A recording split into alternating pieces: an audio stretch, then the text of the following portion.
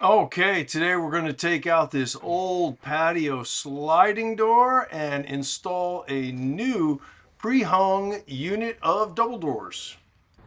This is 60 inches wide by 80 inches tall, but you can see it's actually 59 1/4 inches wide. It's 4.5 inches deep. That means we want our opening to be 60 inches wide. Let's take a look. At 60 inches wide, we got some 1x material and some spray foam. There's our stud at 61. So we have plenty of room, and this is going to look funky when we get it opened up. So let's do that. We need 80.5 inches of height to get our new unit in. And once again, I see a piece of 1x and some foam. So we're going to open up that wall a little bit. There's plenty of room there. Take out any screws you see, remove interior and exterior trim, and then start cutting the frame into pieces. With that out of the way, I can see this was originally a door frame for double doors.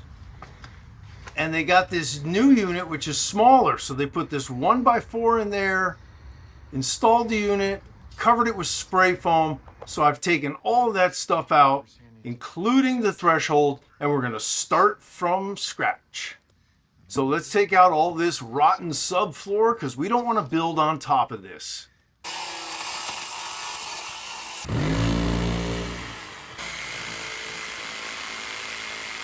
With all that out, it looks nice and clean, dry, it's all good. I cut pieces of the old jamb and we're going to use that as our base. I've also added 2x4s and 1x4s to the side, put in a new 2x4 header because we have a big gap up there. Now everything has been framed to accept our new pre-hung unit.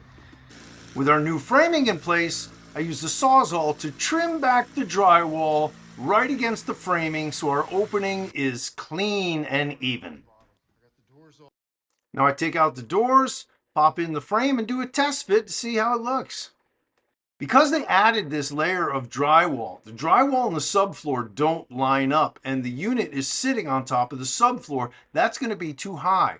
So we're going to draw a line and cut back that subfloor so that the unit can sit down there lower, and that way it'll line up with the drywall and everything will be great.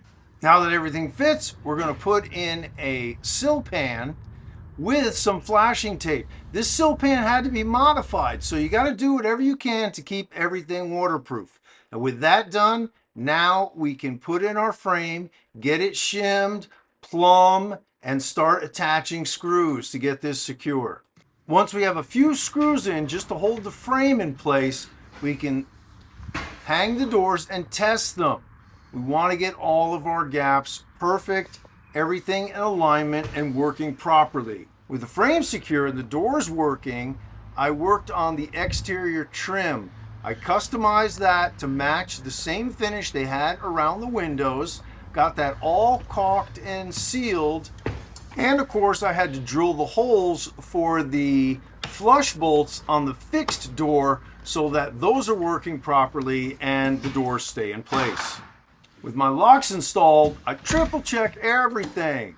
It should all work effortlessly, and it does. Now the client is going to do the casing later, but with my exterior casing in place, I'm going to fill these large gaps with expanding foam for pest protection and weather insulation. Lastly, because I had a large gap underneath the threshold, even though it's been waterproofed, that gap makes that threshold a little springy, so I filled it with mortar. It'll be tough and long lasting. This job is done.